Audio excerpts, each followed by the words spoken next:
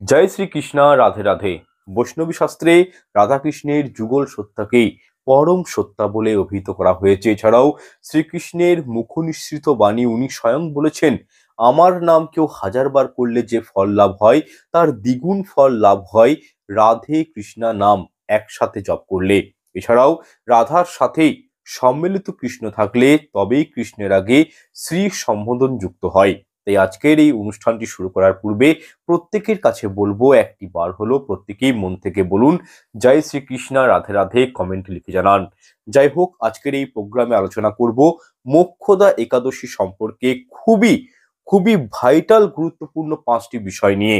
বিশেষ করে যারা এই একাদশী পালন করেন তাদের কিন্তু এই 5টা বিষয় একান্তই আমি পার্সোনালি মনে করি আপনাদের বিষয়গুলো জানা প্রয়োজন, নতুবা একাদশী করা বা না করা কিন্তু সমান হয়ে যায়।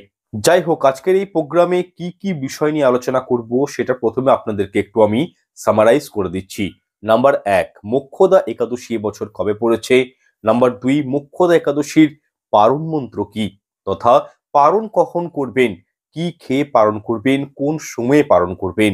নাম্বার 3, এই মোক্ষদা একাদশীর দিন কি কি খাবার আপনারা ভুল করেও মুখে তুলবেন না, বা যারা নির্জল উপবাস দেন তারা কিভাবে মোক্ষদা একাদশী ব্রতটি পালন করবেন ঘরে বসেই, সে সম্পর্কেও বলবো।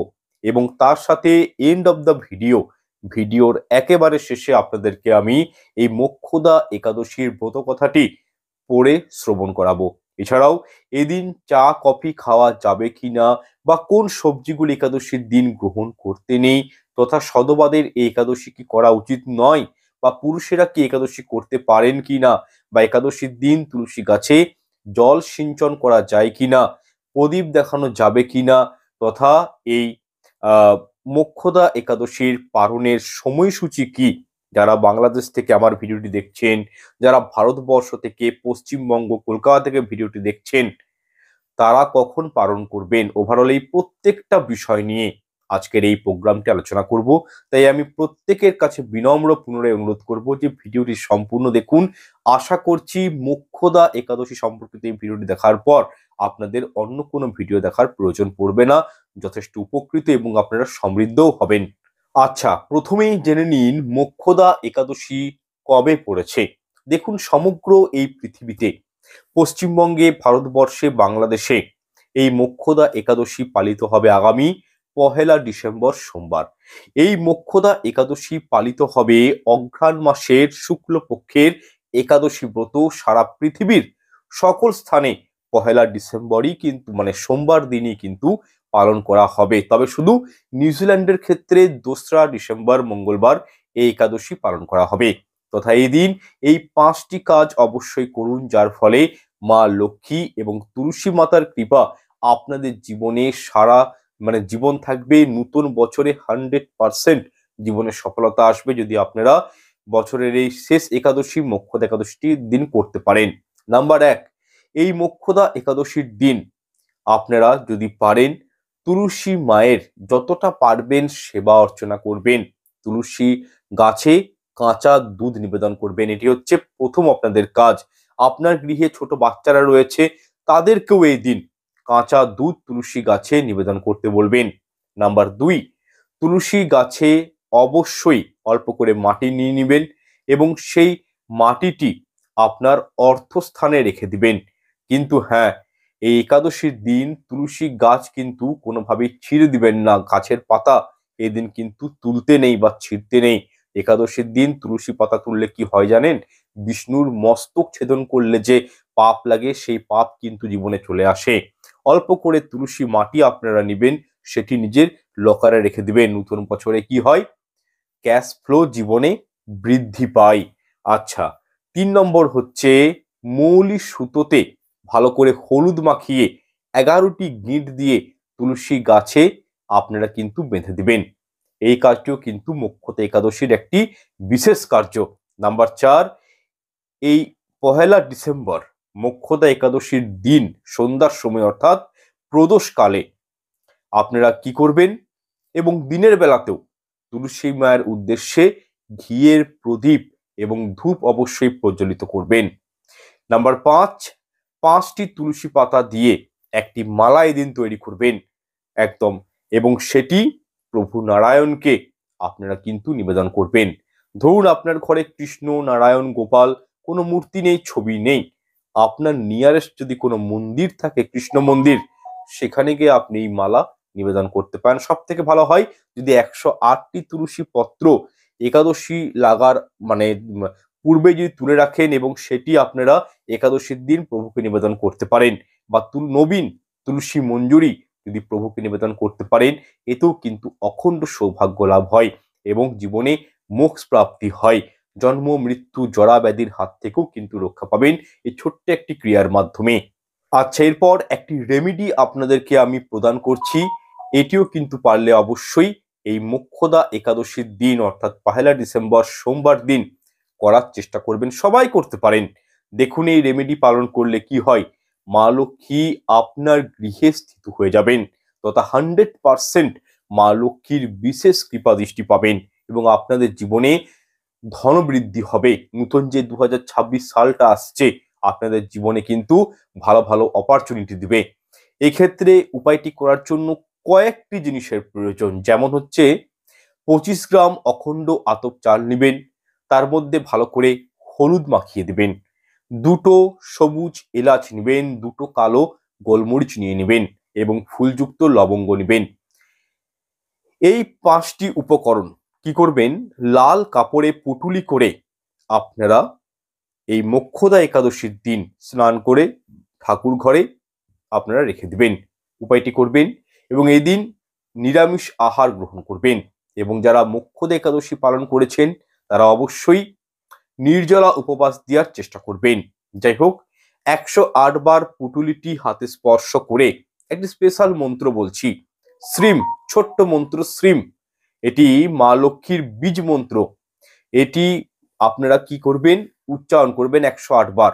তারপর পুটুলিটি মা লক্ষ্মীর চরণে 21 দিনের জন্য রেখে দিবেন এবং প্রতিদিন ধূপ প্রদীপ দেখাবেন পুটুলির মধ্যে এবং শ্রীম মন্ত্রটি 108 বার করে জপ করবেন।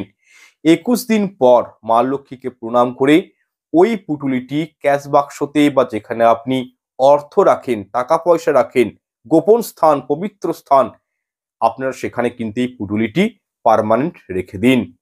এর ফলে আপনাদের ঘর থেকে কখনো ক্যাশ খালি হবে না, টাকা যেখান থেকেই হোক আসবে নতুন বছরে এবং 2026 সালে বিভিন্ন রকম অপরচুনিটি মা লক্ষ্মীর কৃপায় বলুন, প্রভু নারায়ণের কৃপায়, তুলসী মায়ের কৃপায় আপনাদের ঘরে কিন্তু আসতে শুরু করবে। মোক্ষদা একাদশী বা যে কোনো একাদশীর দিন এই ক্রিয়া কিন্তু করা যায়, আপনারা করে দেখবেন, চমৎকার রেজাল্ট পাবেন। আচ্ছা, এরপর ভিডিওটির তৃতীয় অংশে আলোচনা করব যে কিভাবে আপনারা খুব সহজ নিয়মে এই মোক্ষদা একাদশী নিজের ঘরে বসেই পালন করতে পারেন সে সম্পর্কে। প্রথমত, একাদশীর আগের দিন অর্থাৎ 31শে নভেম্বর রবিবার দিন রাত্রি 11টার পূর্বে খাদ্য আহার গ্রহণ করে দন্তমঞ্জন অবশ্যই করে নেবেন এবং এই দিন কোনোভাবেই অবৈধ সম্পর্কে কিন্তু লিপ্ত হবেন না। দেখুন, যারা একাদশী ব্রত পালন করবেন তাদের ক্ষেত্রে কিছু খাবার রয়েছে, সেগুলো কিন্তু শাস্ত্রমতে বর্জনীয়, বিশেষ করে যেগুলো পঞ্চরবি শস্যের মধ্যে অন্তর্ভুক্ত সেই খাবারগুলো কিন্তু বর্জনীয়। যেমন ধরুন, একাদশীতে নিষিদ্ধ হচ্ছে পঞ্চরবি শস্য এবং এই পঞ্চরবি শস্যের মধ্যে 1 নাম্বার হচ্ছে ধান জাতীয় যে খাবারগুলো রয়েছে, চাল, মুড়ি, চিড়া, সুজি, খিচুড়ি, পায়েস, এগুলো কিন্তু ধান জাতীয় খাবার নিষিদ্ধ। দ্বিতীয়ত হচ্ছে গম জাতীয় খাবার, সুজি আছে, হরলিক্স আছে, আটা, ময়দা, রুটি, মিষ্টি, বিস্কিট, এগুলো কিন্তু গম জাতীয় খাবার, এগুলো কিন্তু নিষিদ্ধ। 3 নাম্বার কি, জব বা ভুট্টা জাতীয় খাবার, যেমন হচ্ছে আপনার ওই ছাতু, রুটি, খই, এগুলো নিষিদ্ধ। ডাল জাতীয় খাবারের মধ্যে কি চলে আসছে, মাসকালাই, মুসুর ডাল, ছোলা, তারপর খেসারি, মুগ ডাল, বরবটি, সিম, মটরশুঁটি, এগুলো কিন্তু আপনারা গ্রহণ করবেন না একাদশীর দিন বা একাদশীর রান্নাতে এগুলোর প্রয়োগ করতে নেই। এবং সর্বশেষ হচ্ছে তেল জাতীয় খাবারের মধ্যে যেমন আসছে সোয়াবিন তেল, তারপরে সরিষার তেল, এদিকে শ্যামা চাল, এটাও কিন্তু নিষিদ্ধ একাদশীর ক্ষেত্রে। তিল, তৈল প্রভৃতি খেতে নেই। এই সমস্ত খাবারগুলো একাদশীর দিন, কোনো একাদশীর দিনই কিন্তু গ্রহণ করতে নেই। সব থেকে ভালো হয় যারা নির্জলা উপবাস দিয়ে একাদশী পালন করেন, সেটাকে শাস্ত্র মতে উত্তম বলে, সব থেকে উত্তম মানে একাদশী পালন বলে মনে করা হয়। এছাড়াও বেশ কিছু সবজি রয়েছে সেগুলো কিন্তু একাদশীর দিন গ্রহণ করতে নেই, যেমন শিম, বরবটি, বেগুন, গাজর, পটল, মাষকালাই এবং সকল প্রকার শাক, বিশেষ করে কলমি শাক এবং বাঁধাকপি, এগুলো কিন্তু একাদশীতে গ্রহণ করতে নেই। শুধু তাই নয়, একাদশীর দিন মাছ, মাংস, ডিম, মাশরুম এগুলোও কিন্তু গ্রহণ করতে নেই। দেখুন এখানে ছত্রাক বা মাশরুমের কথা বলছি একটাই কারণে, মাশরুম হচ্ছে একটি তামসিক খাবার। এই খাবারটি খেলে শরীরে উত্তেজনা বৃদ্ধি পায়, তাই খাবারটি কিন্তু একাদশীর ক্ষেত্রে শাস্ত্র মতে নিষেধ করা হয়েছে। এছাড়াও চা, পান, বিড়ি, কফি, সিগারেট, গুটখা এগুলোও কিন্তু বর্জনীয়। শুধু তাই নয়, অবৈধ সম্পর্ক থেকে দূরে থাকবেন। জুয়া খেলা, লটারি কাটা এগুলো কিন্তু এই দিন করবেন না। এছাড়াও আপনারা একাদশীর দিন মিথ্যা কথা বলা, পরনিন্দা, পরচর্চা করা, স্বামী স্ত্রীর মধ্যে শারীরিক সম্পর্কতে লিপ্ত হওয়া এইরূপ ক্রিয়াগুলো থেকেও কিন্তু নিজেদেরকে বিরত রাখবেন। তবে পার্টিকুলার ভাবে যে সবজিগুলো একাদশীর দিন গ্রহণ করা যায় সেগুলোর মধ্যে হচ্ছে মিষ্টি আলু, ফুলকপি, মিষ্টি কুমড়া, কাঁচা পেঁপে, শসা, লেবু এগুলো কিন্তু একাদশীর দিন গ্রহণ করা যায়। যারা ধরুন নির্জল উপবাস করতে পারছেন না, তারা কিন্তু এগুলো গ্রহণ করতে পারেন। আচ্ছা, যারা একেবারেই নির্জল উপবাস দিতে পারছেন না, শারীরিক সমস্যা রয়েছে, তো সেক্ষেত্রে আপনারা ফলমূল আদি গ্রহণ করেও প্রতিটি একাদশীর মতোই এই একাদশীটিও কিন্তু মানে পালন করতে পারেন। আচ্ছা, খুব সিম্পল ভাবে আরো বিস্তারিত ভাবে আপনাদেরকে আমি একাদশীর দিন কি কি গ্রহণ করতে পারবেন সেটা প্রথমে জানিয়ে দিচ্ছি। এক্ষেত্রে যে কোনো ফল, জল, তবে হ্যাঁ কাঁচা জলটি পান করবেন না, জলের মধ্যে অল্প করে আপনারা আদা দিতে পারেন বা হয়তো মিছরি দিতে পারেন, এগুলি দিয়ে জল পান করবেন। কাঁচা জলটা পান করতে নেই একাদশীর দিন। দুধ, কেশর দুধ, দুধের মধ্যে অল্প কেশর, জাফরান যেটাকে বলা হয় দিয়ে দুধ গ্রহণ করতে পারেন। এছাড়াও কাজু বাদাম, কাঠবাদাম, বাদাম সেদ্ধ, কাঁচা বাদাম, মিষ্টি আলু, সিদ্ধ আলু, বাদাম ভুনা, আলু কুমড়ার সবজি, সাবুদানার ফ্রাই, সাবুদানার পায়েস, আলুর পায়েস বা আলুর চিপস এগুলো কিন্তু একাদশীর দিন গ্রহণ করা যায়। এছাড়াও একাদশীর দিন প্রাতঃ স্নান করবেন, বেশি বেশি ঠাকুরের নাম জপ করবেন, হরিনাম সংকীর্তন করবেন, ঠাকুরের মঙ্গল আরতি করবেন, ভগবানের চরণে পুষ্প, তুলসী পত্র নিবেদন করবেন এবং এই দিন, এই মোক্ষদা একাদশীর দিন যেটা স্পেশাল কাজ, যেটা সবাই করতে হবে, সেটা হচ্ছে ভগবত গীতা পাঠ করুন। যারা ভাবছেন যে ভগবত গীতা পাঠ করা শুরু করবেন, তাদের জন্য সর্বোত্তম শ্রেষ্ঠ দিন হচ্ছে এই মোক্ষদা একাদশীর দিন থেকে আপনারা কিন্তু ভগবত গীতা পাঠ করা শুরু করে দিন। যাই হোক, একাদশীর দিন ভগবত গীতা পাঠ করতে পারেন। যে কোনো একটি লাইন পড়বেন, সেই লাইনটির কিন্তু যথার্থ মানেটা বোঝার চেষ্টা করবেন, ঠিক আছে? এবং একাদশীর যেটি প্রধান ব্রত কথা, সেই ব্রত কথা কিন্তু অবশ্যই প্রত্যেককেই এক হয় শ্রবণ করতে হয় বা পাঠ করতে হয়। তবে আপনারা গৃহে যে রন্ধনগুলো করবেন একাদশীর আগের দিন, একাদশীর দিন বা পারণের দিন, এই ক্ষেত্রে যে সবজি বা তরকারি বা খাবার রান্না করবেন সেক্ষেত্রে বলে রাখি শুদ্ধ ঘিয়ের ব্যবহার করবেন। কোনোভাবেই সরিষার তেল বা সোয়াবিন তেলের ব্যবহার কিন্তু বর্জনীয় একাদশী রান্নার ক্ষেত্রে, কারণ এগুলো প্রত্যেকটাই পঞ্চ রবি শস্যের অন্তর্গত। এবং কি রান্নার ক্ষেত্রে সাদা লবণ ব্যবহার করবেন না। এই যে টাটা সল্ট আমরা রান্নাতে ব্যবহার করি, এটা কিন্তু করবেন না। এক্ষেত্রে সৈন্ধব লবণের ব্যবহার করবেন এই মোক্ষদা একাদশীর ক্ষেত্রে। আচ্ছা, এরপর আপনাদেরকে জানিয়ে দিচ্ছি যে একাদশীর পরের দিন আপনারা যে পারণ করবেন, অর্থাৎ একাদশী ব্রত ভঙ্গ বা সমাপন করবেন, সেটা অবশ্যই পঞ্চ রবি শস্য জাতীয় কোনো খাবার গ্রহণ করে, যেমন অন্ন বা কৃষ্ণপ্রসাদ বা রুটি, ছাতু গ্রহণ করে একাদশী ভঙ্গ করবেন। এবং একাদশী ভঙ্গের সময় অবশ্যই এই পারণ মন্ত্রটি উচ্চারণ করবেন। যাই হোক, একাদশীর পারণ মন্ত্রটি হলো অজ্ঞান তিবিরান্তস্য ব্রতেনানেন কেশব প্রসিদ্ধ সম্মুখনাথ জ্ঞান ও দৃষ্টি প্রতভব। আগে হ্যাঁ, এই পারণ মন্ত্রটি উচ্চারণ করে আপনারা কিন্তু এই একাদশীর উপবাসটি ভঙ্গ করবেন। ধরুন আপনার ঘরে প্রভু জগন্নাথ দেবের মহাপ্রসাদ রয়েছে, পুরীর মহাপ্রসাদ রয়েছে, সেটি খেয়েও কিন্তু উপবাস ভঙ্গ করতে পারেন। এছাড়াও একাদশীর দিন চা বা কফি খাওয়া নিষিদ্ধ, সেক্ষেত্রে আপনারা গরম জলে আদা ফেলে সেই জল পান করতে পারেন, কিন্তু চা বা কফি খাবেন না। কেন খাবেন না? কারণ এই জিনিসের মধ্যে নেশার দ্রব্য মিক্সিং থাকে, একটা ক্যাফিন নামক পদার্থ থাকে, সেটা খেলে কিন্তু একাদশী ভঙ্গ হয়ে যায়। আচ্ছা, এরপর জেনে নিন মোক্ষদা একাদশীর পালনের সঠিক সময় কি সে সম্পর্কে। দেখুন, পশ্চিমবঙ্গ বা কলকাতার ক্ষেত্রে 1 ডিসেম্বর একাদশী পালন করা হবে এবং পরের দিন পালনের সময়সূচি হচ্ছে সোমবার সকাল 6টা 9 মিনিট থেকে 9টা 37 মিনিটের মধ্যে, এবং বাংলাদেশের ক্ষেত্রে 1 ডিসেম্বর একাদশী পালন করা হবে এবং পালনের সময়সূচি হচ্ছে পরের দিন সকাল 6টা 33 মিনিট থেকে 9টা 53 মিনিটের মধ্যে। অর্থাৎ যারা বাংলাদেশ থেকে ভিডিওটি দেখছেন তারা কিন্তু এই সময়ের মধ্যে পালন প্রক্রিয়া সমাপন করবেন। এছাড়াও অনেকেই বলে থাকেন যে সধবা নারীরা একাদশী পালন করতে নেই, এটা সম্পূর্ণ ভুল ধারণা। সধবা নারীরা অবশ্যই যে কোনো একাদশী, নারী পুরুষ উভয় যে কোনো একাদশী কিন্তু পালন করতে পারেন, তাতে কোনো সমস্যা নেই। যাই হোক, এরপর এই মোক্ষদা একাদশী সম্পর্কে কয়েকটি গুরুত্বপূর্ণ প্রশ্ন রয়েছে, সেগুলো আপনাদেরকে অ্যান্সার করে দিচ্ছি। প্রথম প্রশ্নটি হলো, একাদশীর দিন তুলসী গাছে জল দেওয়া যায়? দেখুন, ব্রহ্মাণ্ড পুরাণ অনুসারে, আমি অনেকবার বলেছি, এখনো বলছি, বছরের 365 দিনই কিন্তু তুলসী গাছে জল দেওয়া যায়। তবে হ্যাঁ, রবিবার দিন সন্ধ্যার সময় প্রদোষকালে তুলসী মঞ্চে প্রদীপ দেখাতে নেই, তবে জল দেওয়া যায়। আচ্ছা, এরপর দ্বিতীয় প্রশ্নটি হলো যে অবিবাহিত মহিলারা বা বিবাহিত মহিলারা, অর্থাৎ যাদের স্বামী জীবিত, তারা কি একাদশী ব্রত পালন করতে পারেন? দেখুন, এক্ষেত্রে বলবো অবশ্যই প্রত্যেকেই একাদশী ব্রত পালন করতে পারেন। সে বিবাহিত হতে পারেন, অবিবাহিত হতে পারেন, আবার সধবা নারীও হতে পারেন। স্বয়ং ভগবান শ্রীকৃষ্ণ বলেছেন প্রত্যেকটা একাদশী প্রত্যেকেই পালন করতে পারেন। এছাড়াও মহিলাদের মাসিক ধর্ম চলাকালীনও আপনারা কিন্তু এই একাদশী ব্রতটি পালন করতে পারেন। তবে হ্যাঁ, অসুচ অবস্থায় ভগবানকে স্পর্শ করে পুজোটা করবেন না। বাকি একাদশীর সমস্ত নিয়ম কিন্তু মেনে চলতে পারেন।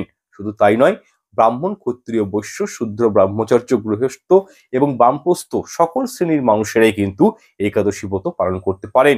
আচ্ছা, এরপর তৃতীয় প্রশ্নটি হলো, আচ্ছা, যাদের খুবই চায়ের নেশা রয়েছে, আমি একটু আগেই বললাম যে চা বা কফি কিন্তু খাওয়া যাবে না। এই প্রশ্নটা কিন্তু আমার কাছে অনেকবার আসে, আমি রিপিটেড করে দিচ্ছি।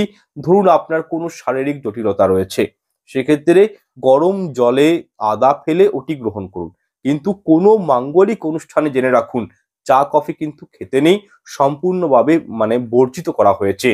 আচ্ছা, এরপর আলোচনা করব মোক্ষদা একাদশীর ব্রতকথা সম্পর্কে। দেখুন, এই মোক্ষদা একাদশীর ব্রতকথা আহ আপনাদের প্রত্যেকের কাছে অনুরোধ করব যে একটি বার হলো শ্রবণ করবেন 1 ডিসেম্বর সোমবার দিন।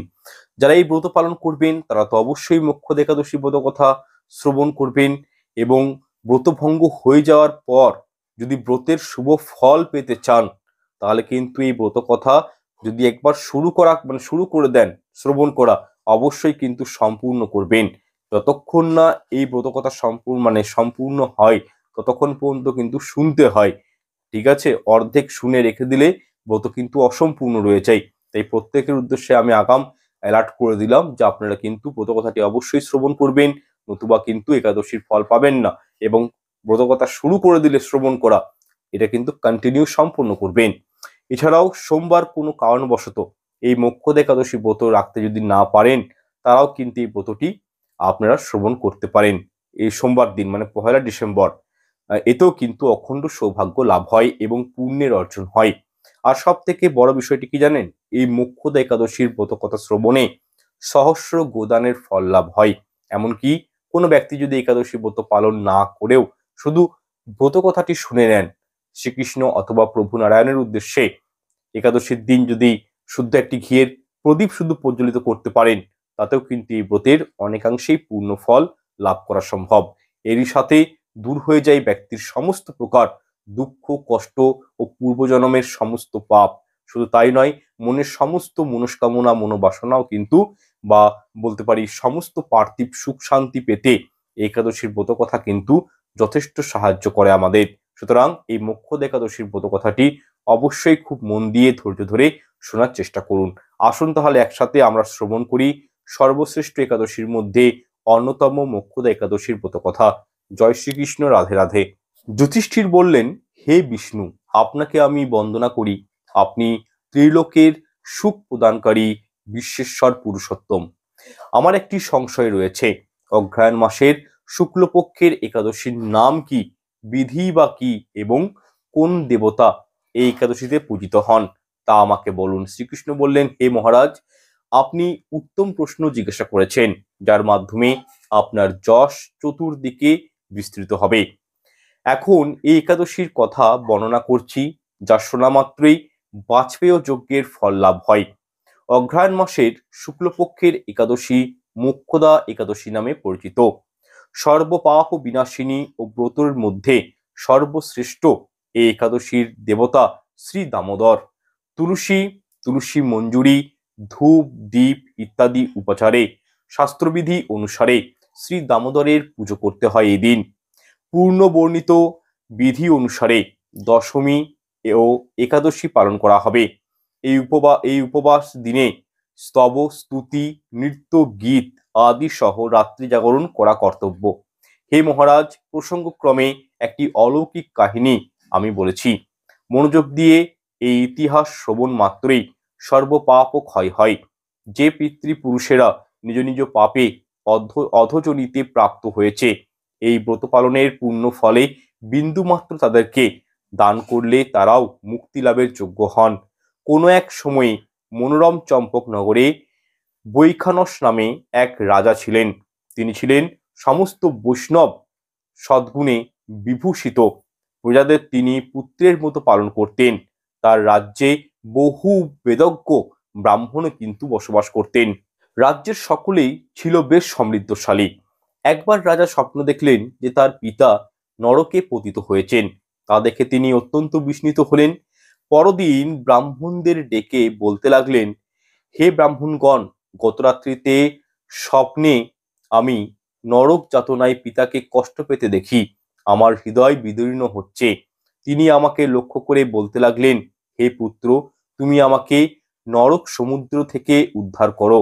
তার সেই অবস্থা দেখে আমার অন্তরে সুখ নেই। আমার এই বিশাল রাজ্য, স্ত্রী, পুত্র কিছুতেই আমি শান্তি পাচ্ছি না। কি করি, কোথায় যাই, কিছুই বুঝে উঠতে পারছি না। আমার পূর্বপুরুষেরা মুক্তি লাভ করতে পারেন এমন কোনো পূর্ণ ব্রত, তপস্যা বা যজ্ঞের কথা আমাকে উপদেশ করুন, আমি তা অনুষ্ঠান করব। আমার মতো পুত্র বর্তমান থাকা সত্ত্বেও যদি পিতামাতা পূর্বপুরুষেরা নরক যাতনা ভোগ করতে থাকেন, তবে সে পুত্রের কি প্রয়োজন? ব্রাহ্মণগণ বললেন, হে মহারাজ, আপনার রাজ্যের কাছে মহর্ষি পর্বত মুনির আশ্রম রয়েছে। তিনি ত্রিকালজ্ঞ। তার কাছে আপনার মুক্তির উপায় জানতে পারবেন। ব্রাহ্মণদের এই উপদেশটি শ্রবণ করে মাহাত্ম বৈখানস তাদের সঙ্গে নিয়ে সেই পর্বত মুনির আশ্রমে উনি তৎক্ষণাৎ গমন করলেন। তারা দূর থেকে ঋষিবরকে সাষ্টাঙ্গে প্রণাম করে তার কাছে গেলেন। মুনিবর রাজার কুশল বার্তা জিজ্ঞাসা করলেন। রাজা বললেন, হে প্রভু, আপনার কৃপায় আমার সবই কুশল। তবে আমি একদিন স্বপ্নযোগে পিতার নরক যাতনা ভোগ ও কাতর আর্তনাদ শুনে অত্যন্ত দুঃখিত ও চিন্তাগ্রস্ত হয়েছি। হে ঋষিবর, কোন পুণ্যের ফলে তিনি সেই দুর্দশা থেকে মুক্তি পাবেন, তার উপায় জানতেই আপনার শরণাগত হয়েছি। রাজার এহেন কথা শুনে পর্বতমুনি কিছুক্ষণ ধ্যানস্থ হয়ে বললেন, হে মহারাজ, পূর্বজন্মে তোমার পিতা অত্যন্ত কামাচারী হওয়ায় তার এরকম অধোগতি লাভ হয়েছে।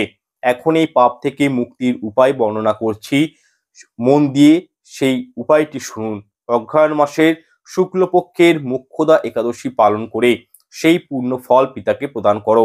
সেই পূর্ণ প্রভাবে তোমার পিতার মুক্তি লাভ হবে। মুনির এহেন কথা শুনে রাজা নিজের প্রাসাদে ফিরে এলেন।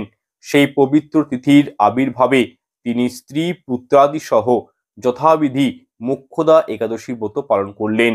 ব্রতের পূর্ণ ফল পিতার উদ্দেশ্যে প্রদান করলেন। ওই পূর্ণ ফল দানের সঙ্গে সঙ্গে আকাশ থেকে পুষ্প বৃষ্টি হতে লাগলো। হে পুত্র, তোমার মঙ্গল হোক। এই বলতে বলতে বৈখানস রাজার পিতা নরক হতে মুক্ত হয়ে স্বর্গে গমন করলেন। হে মহারাজ যুধিষ্ঠির, যে ব্যক্তি এই মঙ্গলদায়িনী মোক্ষদা একাদশী ব্রত পালন করে, তার সমস্ত পাপ বিনষ্ট হয় এবং মৃত্যুর পরে মুক্তি লাভ করে। এই ব্রতের পূর্ণ সংখ্যা আমিও জানি না। চিন্তামণির মতো এই ব্রত আমার অত্যন্ত প্রিয়। এই ব্রত কথা যিনি পাঠ করেন, যিনি শ্রবণ করেন, উভয়ে কিন্তু বাজপেয় যজ্ঞের ফল প্রাপ্ত হয়। এটি কিন্তু স্বয়ং শ্রীকৃষ্ণের মুখের মুখনিসৃত বাণী। সুতরাং বুঝতেই পাচ্ছেন এই ব্রতের ফল কতটা। তো সুতরাং যাদের পিতা মাতা নেই তারাও কিন্তু এই ব্রতটি পালন করতে পারেন এবং নিজের ফল বা গত পিতামাতার উদ্দেশ্য নিবেদন করতে পারেন। এতে পিতামাতার যদি কোনো কারণে নরকবাসীও হয়ে থাকেন, সেখান থেকে পুণ্যের ভার তাদের জীবনে বাড়ে এবং তারা স্বর্গবাসী হয়ে যান। তো যাই হোক, আজকের প্রোগ্রামটি আর সেরকম দীর্ঘায়িত করছি না, এখানে শেষ করছি। প্রোগ্রামটি কেমন লাগলো তা অবশ্যই কমেন্ট সেকশনে কমেন্ট করে জানাবেন। দেখা হচ্ছে নেক্সট এপিসোডে। ঈশ্বর আপনাদের মঙ্গল করুক। নমস্কার, ধন্যবাদ।